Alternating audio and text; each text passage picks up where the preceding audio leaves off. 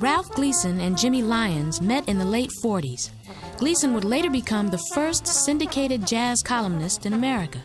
A social critic as well as a jazz writer, he was interested in music that reflected what was happening in the world at large.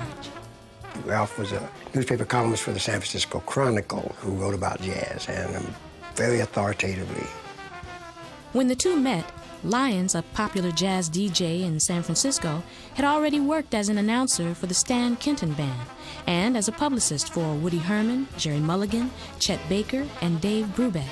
The two men shared a passion for jazz, and they discussed the idea of an outdoor festival away from the dark, smoky settings of clubs. My uncle Pete Brennig was the person who actually brought Jimmy Lyons down to Monterey Peninsula. I had been talking up the Monterey Peninsula where I'd grown up, and I brought him down here and showed him around, took him down to Big Sur and so forth, and he was fascinated with it. And so later on he moved down here and he got very involved. I remember well in 1956 when he brought Jimmy to the house. His wife was in the hospital having a baby, their first kid, and there was a long conversation. In fact, the whole conversation was mainly about putting together a jazz festival. The Monterey Jazz Festival at the start was an ambitious but casual mom and pop store operation. The two founders had succeeded in getting it off the ground and in an ideal setting.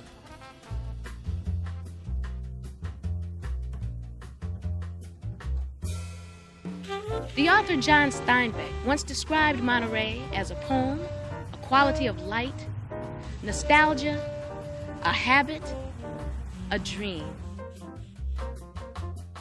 Tired of the city life, even at the height of his fame as a DJ, Jimmy Lyons had found his Shangri-La, what he called the ideal sylvan setting for the festival he and Ralph Gleason had dreamed of. Dave Brubeck was here in 1958 with the famous quartet, the one with Paul Desmond. And when I talked to him about that, he said, actually, I was here the year before. And Jimmy Lyons invited him to come down and to perform or audition for the City Fathers, who were not all that convinced that a jazz festival was all that good an idea. And we played for the city council, and they decided that we were harmless enough that we weren't going to spoil the reputation of Monterey by having jazz here. Of the two, the frontman, Jimmy Lyons, became the festival's general manager and would allow his name to become nearly synonymous with the event itself. Ralph Gleason would gain fame as an authority on not just jazz, but pop, rock music, and social issues. As far as the Monterey Jazz Festival went, he had a large influence on Lyons' decisions, but chose to remain behind the scenes. Ralph was really instrumental in putting this thing across. I mean, he was he had the kind of organizational mind. Jimmy could get vague. Jimmy was a manana kind of individual, and Ralph would always call him and say, "Jimmy, have you called John Lewis about this program yet?" Or "Jimmy, have you firmed up this contract with so and so?"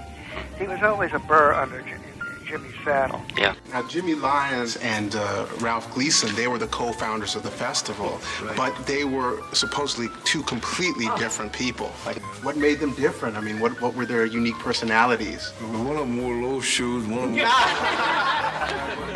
Jimmy Lyons was like the heart and the soul and the guts of the festival, and Ralph Gleason was more cerebral, the brains of the festival. Would you say that was true? It's probably true, yes. Well, Jimmy wasn't pushing No, himself. I'm not saying he wasn't really intelligent. I'm just saying that there was a balance there. There was a chemistry of opposites, and sometimes that's what makes things really happen when you have that kind of balance. They had love of the music, so when they presented a jazz festival, it wasn't just the cold business of hiring the artists and putting them on that stage. It was the pleasure of bringing these artists to the audience.